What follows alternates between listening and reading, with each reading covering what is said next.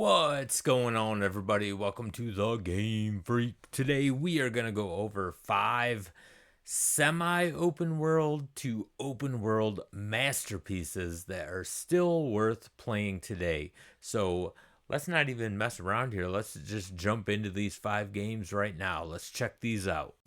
First game we have is Uncharted 4. And the truth is, this whole franchise is a masterpiece.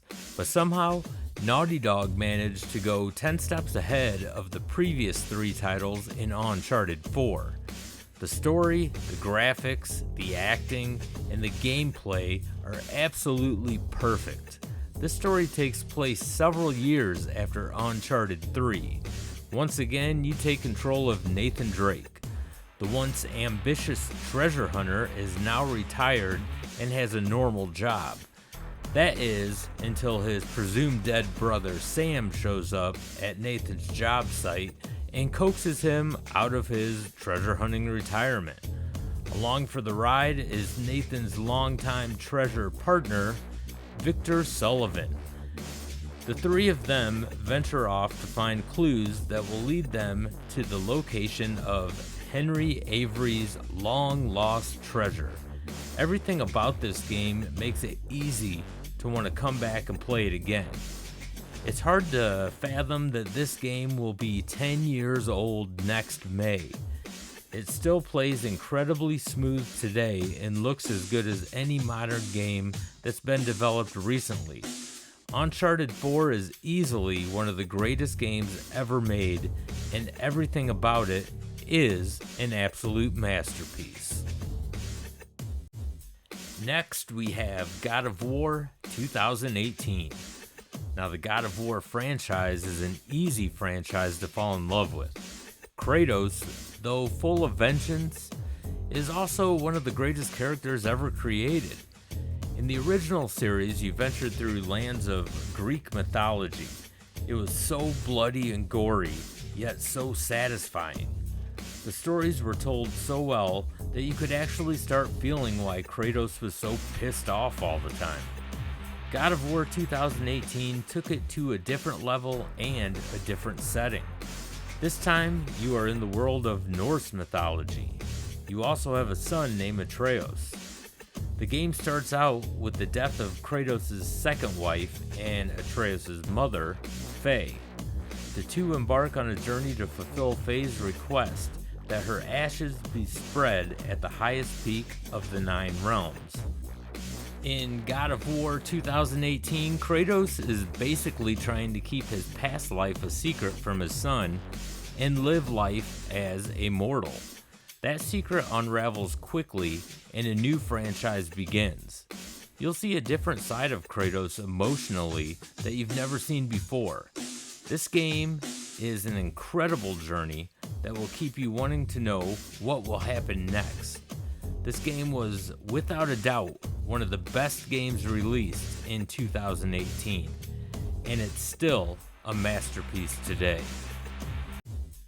Next, we have The Last of Us. Naughty Dog killed it in 2013. The Last of Us looked like you were playing a movie. This game pushed the PS3 to its limits. It's honestly probably the best looking PS3 game ever made. But looks aren't the only thing this game has going for it. The story and acting were well ahead of its time at its release. And the actual gameplay was and still is extremely smooth and satisfying. You control a smuggler named Joel. Your task is to escort a teenage girl named Ellie across the post-apocalyptic US. This isn't just another zombie game, though you do encounter quite a few zombie-like creatures that are infected by a mutated fungus. You'll also have to deal with lots of hostile humans along the way. You can equip yourself with a wide variety of improvised weapons and firearms to fend off the enemies. But sometimes, it's best just to be stealthy. The Last of Us is an intense game that will have you on the edge of your seat. Naughty Dog also did a great job of getting you emotionally attached to certain characters. When critics label this game a masterpiece, you understand why after you start playing it. Metal Gear Solid 5: The Phantom Pain was Hideo Kojima's final game with Konami. Some critics claim this game feels unfinished, but I beg to differ. For me personally, this is my absolute favorite of the series. Is the story kind of bizarre? Absolutely, but Kojima always had a wild imagination when making these games. This game also controls better than any of the previous games in the series. The standout part of this game is you can play however you want. It's up to you how you conquer the missions at hand. You want to be stealthy? Go for it. Want to go in guns blazing? Shoot 'em up. Or maybe you want to take out enemies from your helicopter's side gun. It's your choice.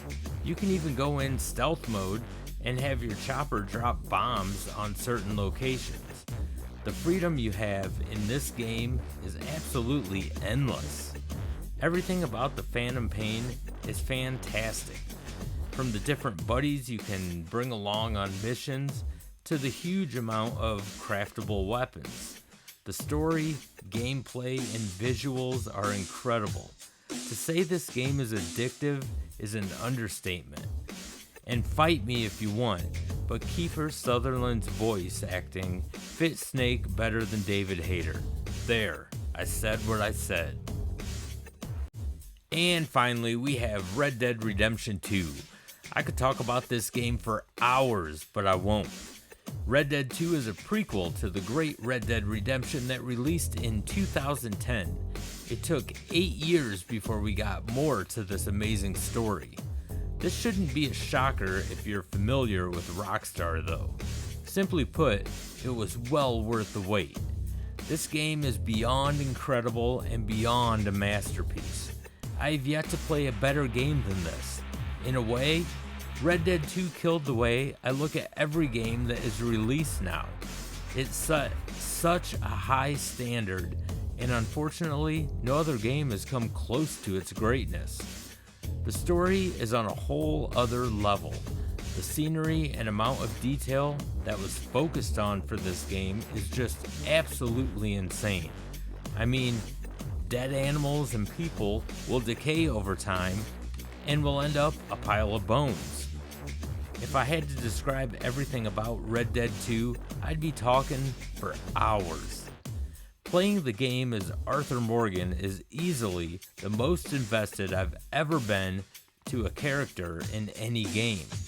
You will be hit with a roller coaster of emotions as the story progresses. You'll get angry, stressed, laugh, and even want to shed a tear. This game has it all, and no other game comes close. The world is gigantic and beautiful, and it will suck you in. This doesn't feel like a game at all. It feels as if you are living in its world. Red Dead 2 is easily the greatest masterpiece ever developed in the gaming world. So there you have it. 5 masterpieces still worth playing today. I highly recommend all 5 of them. They're great. You know, they're not masterpieces for no reason. They're masterpieces, man. They're awesome. So I want to thank you guys for taking the time to watch this video. If you are new to this channel, don't forget to hit that like and subscribe button. It really helps out this channel a lot, and I greatly appreciate it. And if you are a content creator, don't forget to type in that word content into the comment section. That's all you have to do. Type in the word content in the comment section. Excuse me. We have something on this channel that I like to call the GameFreak Army, and if we see that word content in the comment section, we will go to your channel and we will subscribe to you. It doesn't matter if you're a gaming channel or not. We just want to help each other out. You know, maybe you're trying to hit that 1,000 sub milestone, or maybe you have more than 1,000 subs already. It doesn't matter. Type in content in the comment section. We will still go to your channel. We will subscribe to you, because we look at it like this, man. This isn't a popularity contest. No one's trying to be king of YouTube or anything like that. We just want to help each other out. see people's channels grow, man. That's what it's all about, having a good time. That's what YouTube's all about. Shouldn't be any type of popularity contest or anything like that. So feel free to type in that word content in the comment section. And once again, I want to thank you guys for taking the time to watch this video. And until the next one, game on, everybody.